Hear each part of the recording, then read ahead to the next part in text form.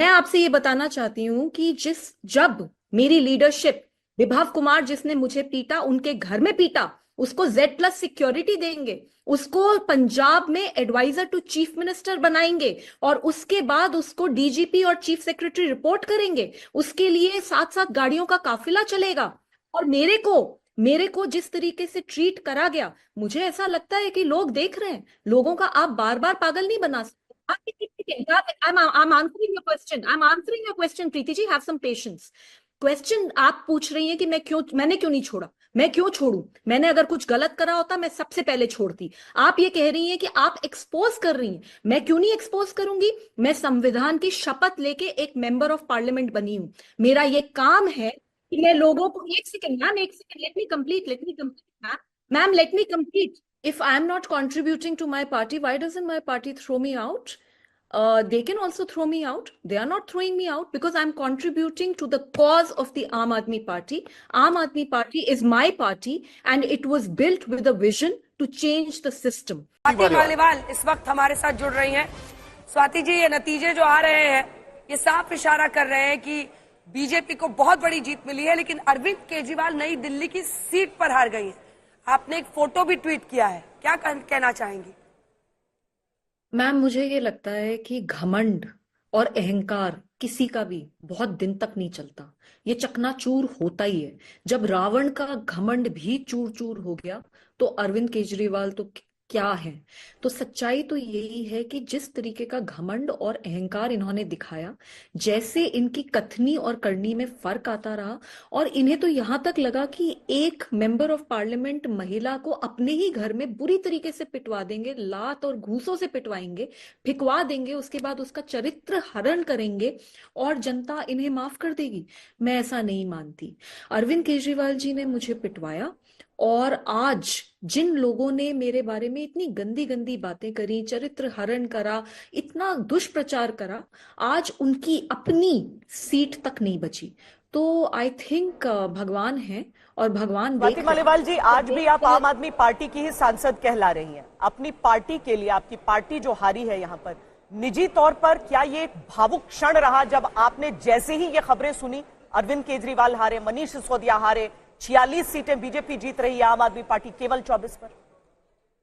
जी, मैं बिल्कुल मानती हूँ, बहुत भावुक क्षण है, क्योंकि फैक्ट ये है कि ये पार्टी कोई एक या दो लोगों की जागीर नहीं है। ये हम सबके खून और पसीने की बनी हुई पार्टी है।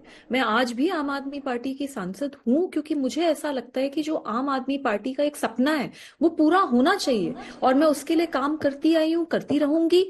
बट फैक्ट तो यही होता है कि जब अगर लीडरशिप इतनी बदल जाए, अगर लीडरशिप कोविड के दौरान भी अपना शीश महल बनाए, अगर लीडरशिप लोगों से बात ही ना करे, लोगों के बीच ही ना जाए, सड़कें टूटी पड़ी है, नालियां ओवरफ्लो कर रही हैं, कूड़ा ही कूड़ा चारों ओर है, गंदा पानी आ रहा है, यमुना साफ नहीं हो रही, एयर पोल्यूशन से हम सबकी सांसें फूल रही हैं, ऐसे समय में अगर लीडरशिप अपने आप को जनता से बिल्कुल डिस्कनेक्ट कर लेगी, तो फिर तो यही होगा जो हुआ है।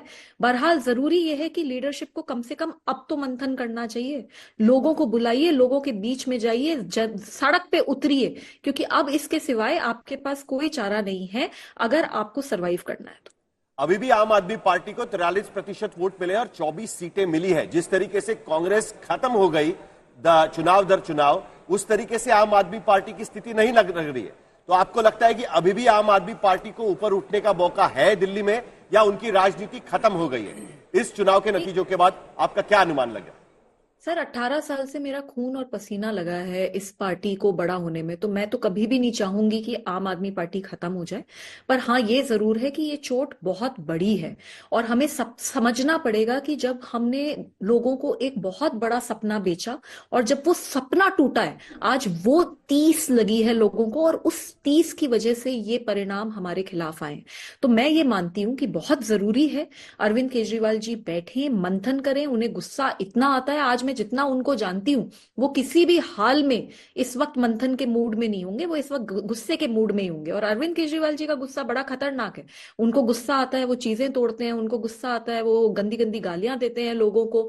तो आज तो मैं उनसे यही रिक्वेस्ट करूंगी कि ये सब ना करके आज वो रियली में सेल्फ इंट्रोस्पेक्शन करें, सोचें कि क्या गलत करा, क्या सही करा, कौन अपना स्वाति जी, था, कौन नहीं था और आगे कैसे बढ़ना है उसके बारे में सोचें। जो आरोप आप लगा रही हैं वो बहुत गंभीर है। आप कह रही हैं कि इससे पहले भी आपने उनको अग्रेसिव होता हुआ देखा है, लेकिन पहले क्योंकि इसकी चर्चा हुई नहीं पहले, आप कह रही हैं कि वो घुसाते हैं, चीजें तोड़ते हैं।